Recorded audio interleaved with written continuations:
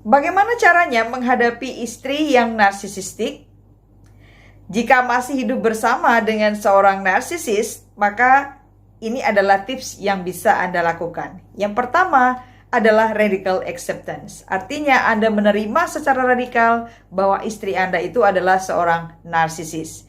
Jika Anda telah menerima itu artinya Anda mengerti dan paham betul bahwa Anda akan selalu berhadapan dengan yang namanya perilaku-perilaku yang toksik, manipulasi-manipulasi, ya.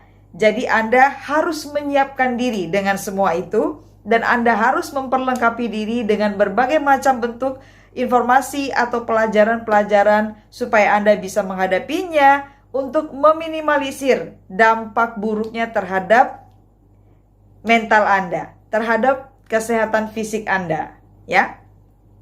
Yang kedua, Anda harus mengingat bahwa Anda tidak bisa berharap dari seorang narsisis tentang empati, tentang koneksi emosional yang dalam, tentang kepedulian, kasih sayang yang tulus, kesungguhan. Jangan harapkan. Jadi Anda harus menurunkan ekspektasi Anda untuk mendapatkan itu dari seorang narsisis, ya.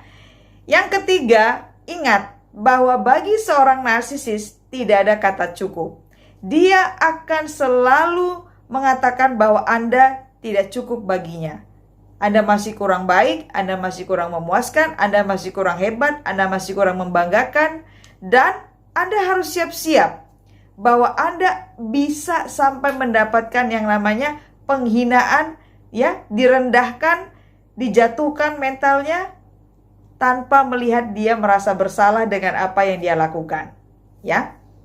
Berikutnya, apa yang harus Anda lakukan adalah Anda harus bisa membuat batasan. Jadi Anda harus tahu di mana Anda harus tegas, di mana Anda harus bisa sedikit berkompromi.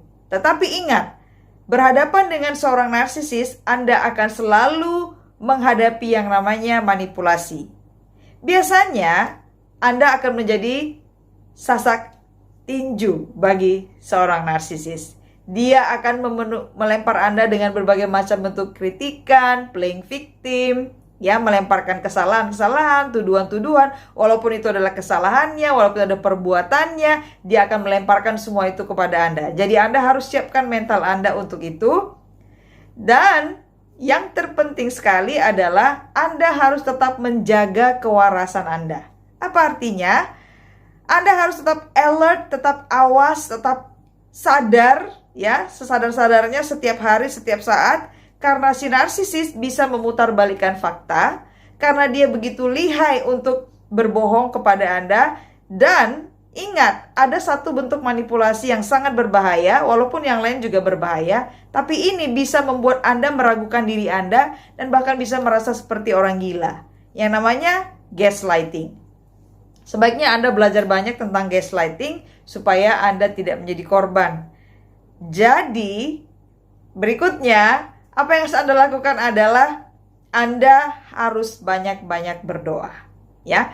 Banyak berdoa supaya Anda diberi kekuatan, diberi hikmat, bijaksana bagaimana harus menghadapi istri yang narsisistik ini, sehingga Anda tidak mengalami kerusakan mental, kerusakan otak, apalagi sampai jatuh sakit secara fisik.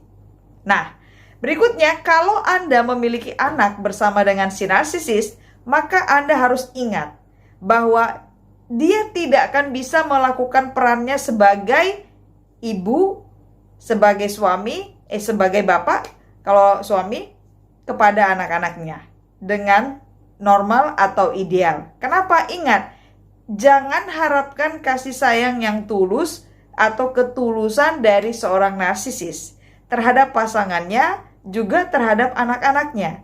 Jadi Anda punya tugas yang double, ya. Sebagai bapak, Anda harus bisa memerankan peran sebagai ibu, dan Anda harus bisa memproteksi anak Anda dari pengaruh toksik dari si narsisis. Nah, Anda harus bisa membekali anak-anak Anda dengan berbagai macam bentuk pengetahuan, pendidikan, ya, yang membuat mereka bisa, ya, sedikit mencegah atau membentengi mereka dari pengaruh toksik dari istri Anda yang narsisistik.